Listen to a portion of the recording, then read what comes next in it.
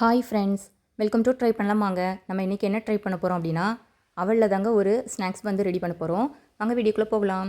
ஒரு கப் அளவுக்கு அவல் எடுத்து அது வந்து ஒரு 2 தண்ணி அலசி நல்லா தண்ணியை வந்து வடிகட்டி எடுத்துருக்குறோம். அதில் வந்து ஒரு கப் வந்து ரவை, ஒரு கப் வந்து தயிர் வந்து ஆட் பண்ணி கொஞ்சமாக வந்து உப்பு சேர்த்து நல்லா மிக்ஸ் பண்ணி ஒரு 10 மினிட்ஸ் வந்து வச்சிடலாம். அப்படியே ஒரு 10 மினிட்ஸ் கழித்து அதை வந்து மறுபடியும் நல்லா வந்து பிசைஞ்சு விட்டுக்கோங்க. நல்லா பிசைஞ்சதுக்கப்புறம் அதை வந்து ஒரு குட்டி பாலாக வந்து எடுத்து அதை வந்து இந்த மாதிரி வந்து தட்டி வச்சுக்கலாம். இதே மாதிரி எல்லா இதையும் வந்து நம்ம இப்படி எடுத்து வச்சுருக்குறோம்.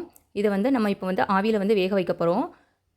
ஸோ இது வந்து ஒரு 7 to 10 மினிட்ஸ் வந்து வெந்தால் போதும். அப்போவே நல்லா வெந்துடும். பாருங்கள், வேக வச்சு எடுத்துருக்குறோம். இது வந்து உடனே எடுக்காதீங்க, ஒரு 5 மினிட்ஸ் கழித்து எடுங்க. அப்போ தான் நல்லா பியாமல் வரும்.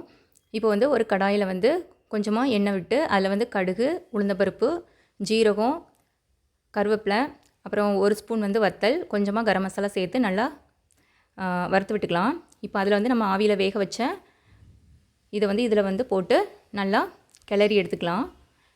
லாஸ்ட்டில் வந்து கொஞ்சமாக சில்லி ஃப்ளேக்ஸ் சேர்த்து ஒரு தடவை நல்லா பரட்டி எடுத்துக்கோங்க. அவ்வளோதாங்க, அவல் மற்றும் ரவையில் செஞ்ச ஒரு சூப்பரான ஈவினிங் ஸ்நாக்ஸ் வந்து ரெடி. இது வந்து நீங்கள் சாஸோட வந்து டொமேட்டோ சாஸோட சாப்பிட்டிங்கன்னா நல்லாயிருக்கும். நான் க்ரீன் சட்னியும் வச்சுருக்கிறேன். நீங்களும் உங்கள் வீட்டில் ட்ரை பண்ணி பாருங்கள். ட்ரை பண்ணி பார்த்துட்டு எப்படி இருந்ததுன்னு கமெண்ட் பண்ணுங்கள். தேங்க்ஸ் ஃபார் வாட்சிங் திஸ் வீடியோ.